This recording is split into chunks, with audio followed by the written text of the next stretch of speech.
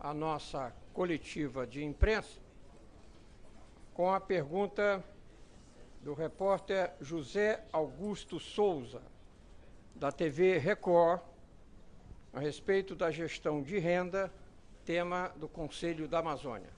Por favor, senhor José Augusto. Boa tarde, vice-presidente. José Augusto da Record. Tudo bom? Boa tarde aí a todos. Hein? Boa tarde. Eu tenho uma pergunta sobre a questão da geração de renda aqui na região, mas me foi solicitado, e como eu só tenho uma bala, eu vou usar essa única bala com a solicitação que me foi feita. Gostaria que o senhor comentasse a respeito desse alerta feito pela Polícia Federal sobre a questão da segurança dos ministros lá do Supremo, sobre a possibilidade de um ataque terrorista. O senhor tem alguma coisa a declarar, vice-presidente? Pois é, Augusto, jogou tua bala. Eu só tomei conhecimento, eu saí de Brasília hoje no final da manhã, né? Tomei conhecimento pelas redes de notícias a respeito desse assunto. Não é um assunto que está compartimentado, né? Para quem detectou essa possibilidade, informou lá o STF, então eu não tenho maiores dados nem maiores esclarecimentos para te trazer. Tá bom? Seguimos com a pergunta de Charles André Fernandes, da TV Tiradentes, Sustentabilidade. Por favor. Boa tarde, vice-presidente. Boa tarde a todos os colaboradores e amigos que estão aqui presentes. Vice-presidente, com relação ao Conselho da Amazônia, como é que o Conselho da Amazônia pretende promover a sustentabilidade na região, integrando estados e municípios, uma vez que os governadores foram excluídos desse processo? E, inclusive, é algo que está até sendo questionado por alguns ambientalistas que estão temendo decisões unilaterais do Planalto. E eu vou emendar aqui numa outra bala também, aproveitar para o senhor comentar sobre a carta assinada pelos 20 governadores que criticaram o posicionamento do presidente Jair Bolsonaro no que diz respeito à morte do capitão da Polícia Militar da Bahia, Adriano. Obrigado. Ok, Charles, obrigado pela tua pergunta. Bom, em relação ao Conselho da Amazônia, é importante, não é, que todos compreendam, né, que ninguém está excluído. Não é? Qual foi o mote da criação do Conselho? O presidente chegou à conclusão, não é, que existe uma dispersão de esforços por parte dos diferentes entes a nível federal, não é, que não há uma integração dos trabalhos, não há coordenação, não há controle, não é? Leva a que recursos não sejam empregados da melhor forma, exatamente pela ausência disso aí. Então, ele chegou à conclusão que, criando o conselho e colocando a figura do vice-presidente como alguém para lhe transmitir as linhas de ação para que decisões sejam tomadas, agilizaria e também evitaria todos esses óbitos aí que eu estava citando aqui para ti e para os nossos companheiros e companheiras que estão nos acompanhando.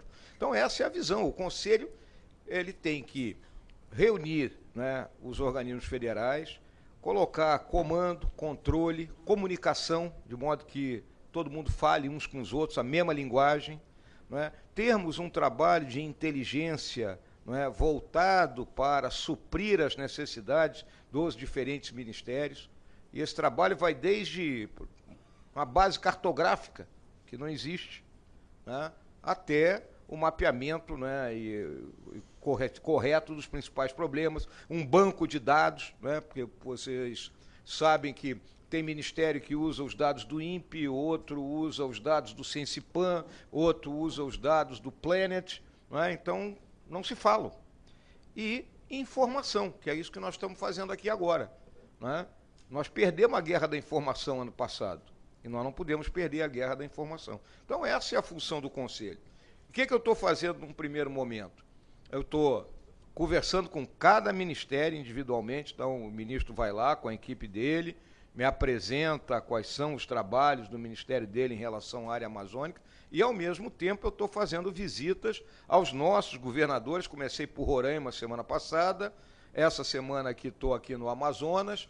Depois do Carnaval, eu tenho uma perna que é Pará, Amapá e Maranhão, e a outra perna é Mato Grosso, Acre e Rondônia, né? Uma vez juntado tudo isso aí, a minha equipe vai colocar um planejamento E aí nós chamamos novamente os integrantes do Conselho, tá ok, isso aqui tá bom, chamamos os governadores, tá bom isso aqui, vocês querem alguma mudança? E vamos executar. É óbvio, qual é a prioridade? Eu estou me estendendo bem aqui nessa, porque a pergunta dele é bem abrangente, né? E qual é a prioridade? A primeira prioridade, nós temos 3 vetores: proteção, preservação e desenvolvimento. A primeira prioridade está muito ligada à questão da preservação, que é aquilo que está chamando a atenção no momento, não é? Então, é o problema de deflorestamento, o problema das queimadas, né? Então, nós temos que atacar isso aí. E isso tem questão fundiária, que é do Ministério da Agricultura. Tem a questão ambiental, que é do Ministério do Meio Ambiente. Tem problema de segurança para quem vai trabalhar nisso, que está a cargo dos governos, dos estados e também do Ministério da Defesa. Tem Ministério da Justiça com a FUNAI envolvido. Então, não é uma coisa simples. Então, é isso que nós estamos fazendo nesse momento. E o que a gente quer? Nós não queremos que diagnóstico, essas coisas, tudo a gente sabe. Nós queremos solucionar os problemas. E, óbvio, tem a questão do desenvolvimento sustentável, a sustentabilidade, né? A gente ouve falar a bioeconomia, mas ainda está muito no terreno da fantasia, né? Nós temos que botar no terreno da realidade, de modo que a região amazônica ocupe seu espaço, mantendo em pé a floresta, que é o seu marco. Tá bom? Eu peço, por favor, perdeu passagem. Por favor, antes de nós seguirmos, eu recomendo e peço, por favor, que todos nos atenhamos ao combinado. Uma pergunta por repórter, por veículo. Segue-se Alex Costa, do SBT, Trabalho com os Governadores. Por favor. Ok. Boa tarde, vice-governador, vice-presidente, boa tarde a todos os presentes. Eu gostaria, inclusive, de mudar o assunto, uma vez que ele perguntou sobre esse assunto, perguntando com relação à economia, a exploração econômica da Amazônia, que, inclusive, o senhor falou sobre fake news que são divulgadas, como combater esse tipo de informação inverídica e colocar, de fato, a Amazônia no centro do mundo com uma boa exploração econômica, trazendo os recursos naturais de forma sustentável para o país. Obrigado. Em primeiro lugar, nós vivemos um momento na história do mundo, né, que ela está balizada por 3 revoluções, que se chama a Revolução do Mais, da Mobilidade e da Mentalidade. Né? Nós estamos vivendo esse momento. A Revolução do Mais, todo mundo quer mais. Né? A Revolução da Mobilidade hoje permite que a gente tenha conhecimento de tudo, viagens para vários lugares, coisas que eram impensáveis quando eu tinha a tua idade, por exemplo. Tá bom? E a Revolução da Mentalidade. A mentalidade está associada ao quê? O tema ambiental é um tema do século XXI. Não pode fugir disso aí. Nós temos que trabalhar dentro desses limites estabelecidos, né, e inclusive pela nossa própria legislação. Em relação à economia, à sustentabilidade na Amazônia, o que nós temos que buscar? Nós temos que olhar, obviamente, a bioeconomia, a questão do ordenamento territorial, o zoneamento econômico ecológico, que não está pronto isso aí, de modo que haja uma liberdade maior para o empreendedorismo. Ao mesmo tempo, existe um excesso de regulamentação que termina por não atrair os empresários. Não é? A questão de infraestrutura aqui na Amazônia, que vocês sabem, nossos portos são deficientes, aeroportos são acanhados, não é? Então a gente tem que melhorar essa questão aí, temos que buscar a concessão para iniciativa privada, privatização, não é? Seja lá o que for, para poder avançar nesse caminho. E temos que discutir, como está no Congresso, a questão da mineração estratégica, não é? Dentro, obviamente, dos limites da legislação vigente. Tá bom? Continuando a nossa coletiva, teremos a pergunta apresentada por Jorge Guerreiro, da TV Bandeirantes Amazonas, tratando da participação da política local. Por favor. Ok. Boa tarde, vice-presidente. Seja bem-vindo de volta a Manaus. Jorge Guerreiro, Band Amazonas. Bom, diante de algumas críticas que o governo federal não tem planos aí para a Amazônia, eu gostaria que o senhor falasse sobre isso, e, inclusive, falando sobre a participação de políticos locais, políticos do Amazonas, na criação do Conselho da Amazônia. Vocês sabem que a Amazônia, né, ela tem 2 características, 2 divisões, vamos colocar, né? Nós temos a Amazônia Ocidental, que é aqui o nosso estado do Amazonas, com mais de 90% da sua floresta preservada, da sua cobertura vegetal original preservada, e temos a Zona Oriental, cujo grande estado é o estado do Pará, com problemas ali no sul do Pará, onde houve o avanço da fronteira agrícola e o choque com, digamos assim, com a floresta.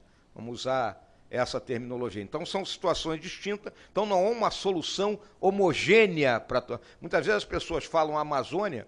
Vamos lembrar o seguinte, vocês que vivem aqui na Amazônia conhecem. Agora, quem vive lá no centro-sul do país é só de ouvir falar. Né?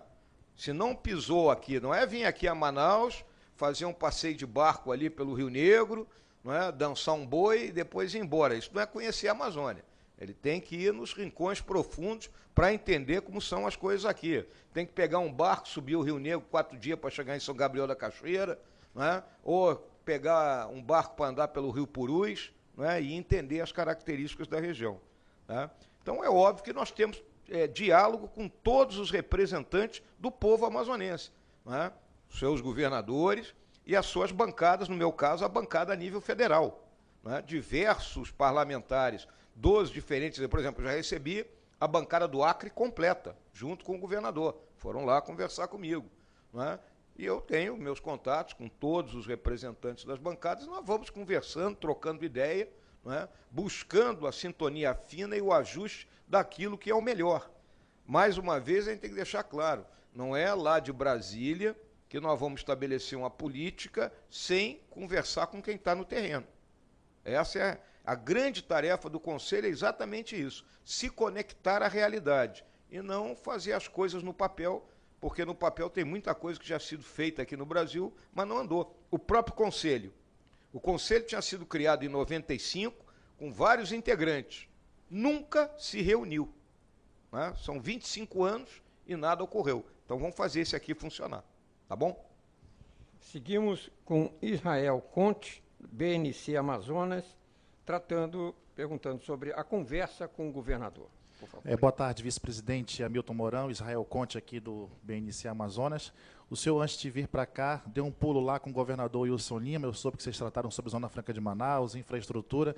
Queria que o senhor pudesse aí adiantar para a gente o que foi, além do mais discutido lá, e também a relação dele com o Conselho do Amazônia.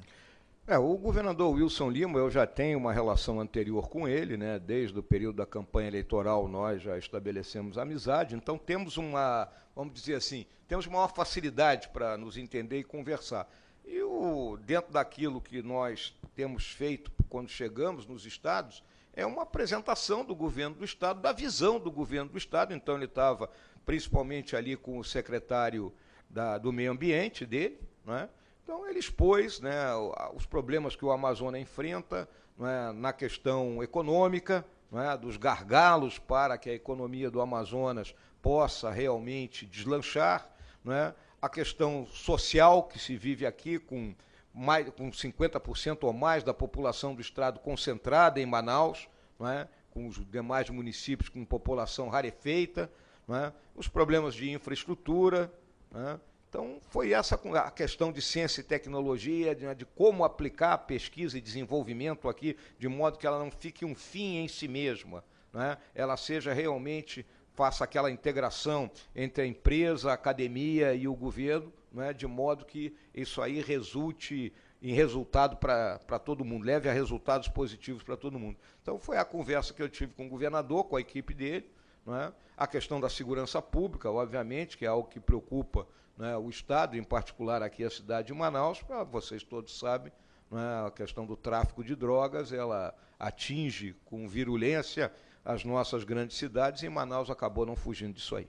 Tá bom?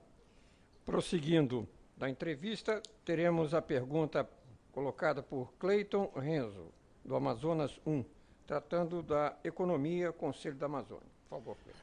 Ok. Boa tarde, vice-presidente. Como combinado não sai caro, eu vou ler minha colinha aqui, tá? Tranquilo. O senhor vem para a implantação do Conselho da Amazônia sem a participação dos governadores, no mesmo momento que o governo autoriza a mineração em terras indígenas e a plantação de cana-de-açúcar no sul do estado. Em tese, essas ações elas contrariam o inciso 3º, que trata do Conselho da Amazônia, que é pela preservação da biodiversidade. Então, nesse aspecto, qual é a mensagem que o país passa para o mercado internacional? A gente está buscando preservar ou degradar? E se o país está preparado para as retaliações comerciais por causa dessa degradação? Muito bem, excelente tua pergunta. Em primeiro lugar, a questão da exploração em terra indígena, né? A nossa Constituição, ela colocou que a exploração seria permitida desde que aprovada pelo Congresso Nacional. 32 anos se passaram e nada, né, foi providenciado a respeito. O presidente, o Poder Executivo, coloca um projeto de lei dentro do Congresso. O projeto de lei é como o nome está falando, né? Projeto de lei. Vai ser discutido, espancado, estapeado, né, virado do avesso dentro do Congresso, e vocês têm acompanhado todas as discussões que lá ocorrem. Raramente um projeto que vem do Executivo, ele entra por uma ponta, quando ele sai da outra ponta, ele sai transformado pela própria discussão que a sociedade estabelece dentro do Congresso, que é o campo para que isso seja discutido. Já a presidência ela não é imperial, ela não tem autoridade, não é, para tratar disso aí.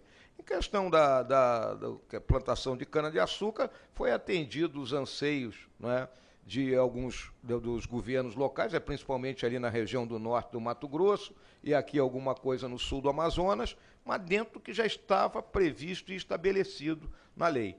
Nós não vamos fugir em nenhum momento, não é, da preservação da floresta. Não é? Nós temos que preservar, temos que reflorestar parte daquilo que foi degradado.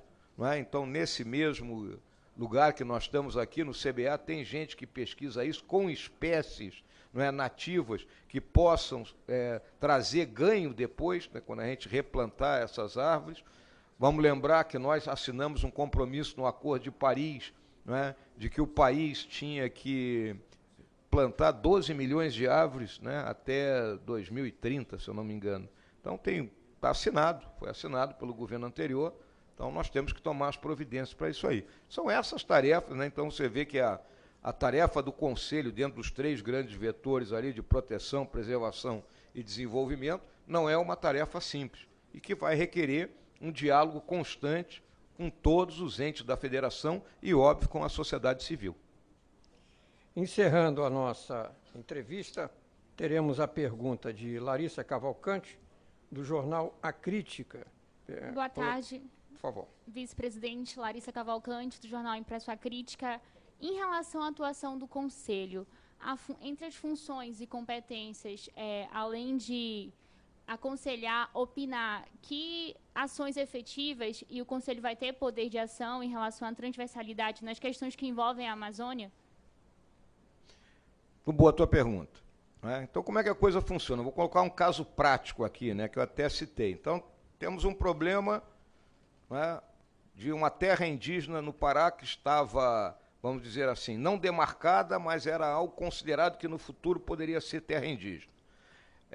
População avançou e estabeleceu assentamentos lá. Chega o Ministério Público e diz que tem que sair esse pessoal. IBAMA vai lá, vai tacar fogo, não é, nas casas que a turma construiu. Né? Polícia chega, não consegue controlar. Então, esse é o panorama. Então, aí você tem, não é, regularização fundiária do Ministério da Agricultura, a cargo do INCRA. Você tem a questão ambiental, a cargo do Ministério do Meio Ambiente, com o IBAMA. Você tem problema de segurança, não é, a cargo do Ministério da Defesa. Você tem problema de indígena a cargo do Ministério da Justiça.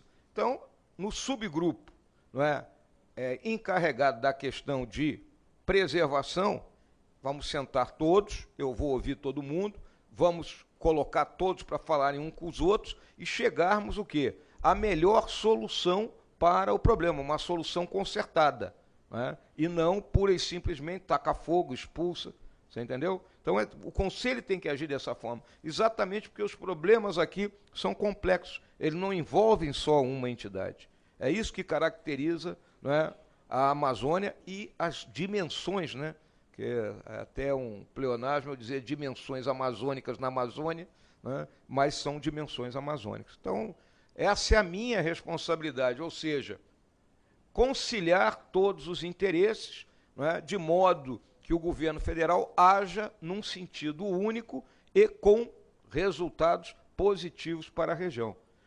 E óbvio, né, nós temos que avançar na comunicação, nós temos que ir ao resto do mundo, mostrar ao resto do mundo o que é a Amazônia, que as pessoas não se balizem única e exclusivamente por uma foto de uma parte de uma mata em chamas e entendo a complexidade do que está aqui dentro e do que está sendo colocado em jogo, né?